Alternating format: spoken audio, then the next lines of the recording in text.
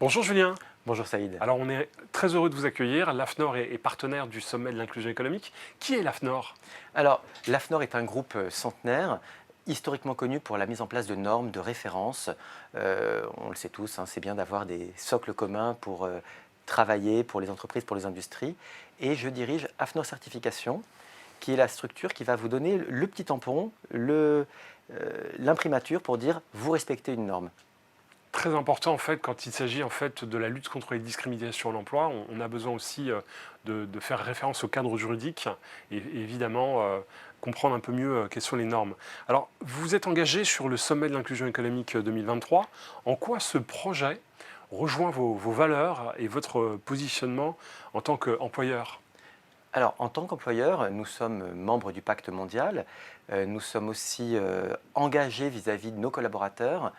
Nous avons une politique engagée pour l'inclusion. Nous sommes membres de nos quartiers du talent et nous veillons vraiment à tout ce qui est prise en compte de l'égalité des chances pour l'ensemble des équipes. D'accord. Quelle action concrète avez-vous initiée au sein de votre organisation en matière d'inclusion économique?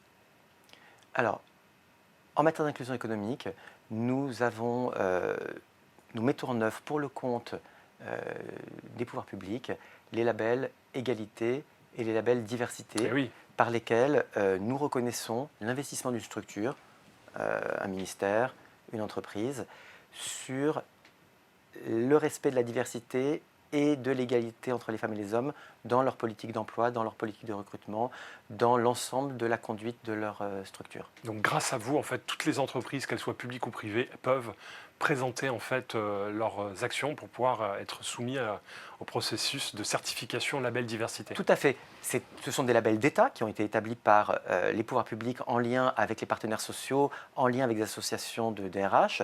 Et nous sommes la cheville ouvrière pour donner corps à ces labels et pour proposer à l'ensemble des structures d'être labellisées. Je pense que c'est très important de faire les choses, mais aussi de le faire savoir. On est dans une dynamique où énormément de dispositifs existent pour l'inclusion économique.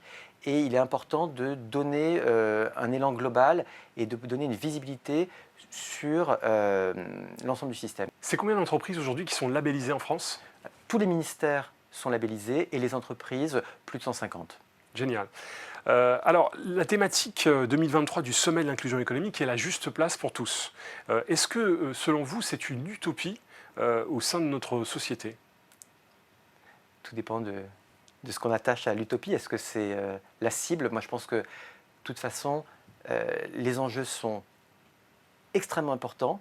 On peut dire que c'est utopique, mais si on y croit, on y arrivera ensemble. Au sein de votre entreprise, que mettez-vous en place pour donner la juste place à chaque talent?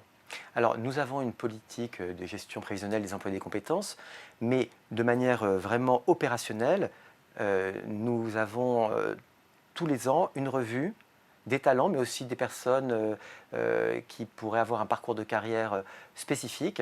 Et nous avons vraiment des dispositions pour veiller à l'inclusion de tous et de leur progression dans l'organigramme. Donc l'égalité de traitement, c'est un principe fort au sein de l'AFNOR. Alors, tout à fait. Et pour être très sincère, moi, ce que je constate, c'est on a une équipe extrêmement diversifiée, ou plutôt extrêmement issue de la diversité au sein des équipes d'AFNOR, certification.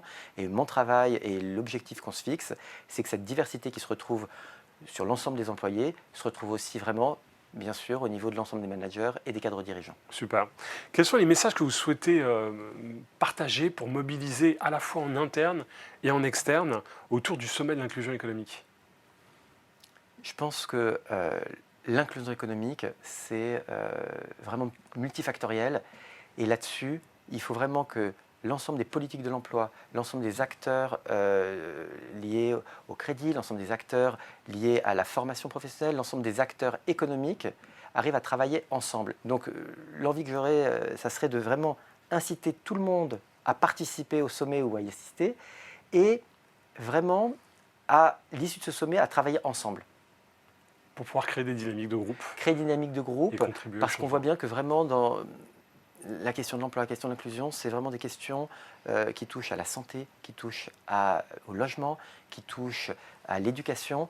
Et là-dessus, on a vraiment besoin d'avoir une approche multifactoriel. Et aujourd'hui, ce qui est compliqué, c'est qu'on travaille en silo. On le voit au niveau des dispositifs d'aide. Et là, c'est vraiment important de pouvoir trouver les moyens de faire un vrai parcours. Super. Merci beaucoup, Julien.